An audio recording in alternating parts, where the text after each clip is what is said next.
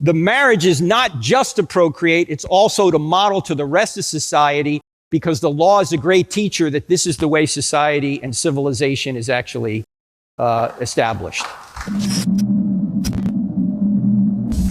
Should infertile people be allowed to legally marry? Should infertile people be allowed to illegally marry? Why not? Well, if, as you say, the morality of relations in the government, so like the whole reason the government is in marriage is to make sure that we continue to produce children and therefore produce society. If the whole basis is the ability to produce children, then it would seem that people who can't produce children biologically should not be allowed to marry. And that's the exception rather than the rule, okay? And the reason that marriage has been between a man and a woman from all eternity, as long as civilization has been around, is to perpetuate and stabilize society. And the reason that we have a society and a civilization is because a man and a woman come together and they procreate and they nurture the next generation. When that breaks down, civilization breaks down, as we've been seeing in this country for the past 40 or 50 years.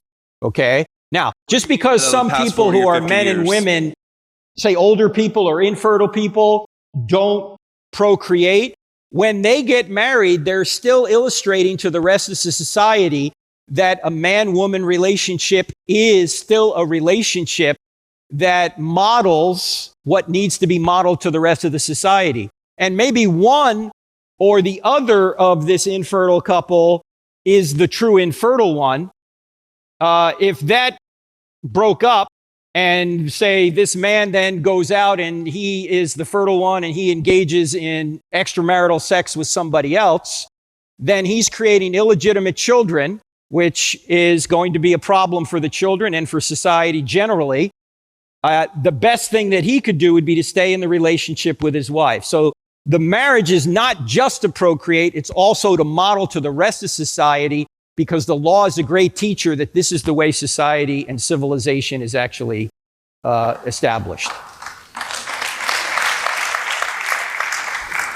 I mean, I would question whether or not you could say society is heterosexual when the ancient Greeks and Romans were very famous for their enthusiasm towards homosexual relations. But on to my second question. Well, hang on, Nikolai, that's true, but the Romans and the Greeks never said that same-sex relationships were the equivalent of opposite-sex relationships, nor did they ever say that same-sex relationships constituted marriage, because they knew that civilization could only exist when a man and a woman come together. Now, you're right, they did engage in activities that were not biblical, and that's why when Paul writes the book of 1 Corinthians, he's really going against the nature of society at that point. He lived in an area of prostitution where any Roman man could have sex with anyone at any time, and the wife couldn't.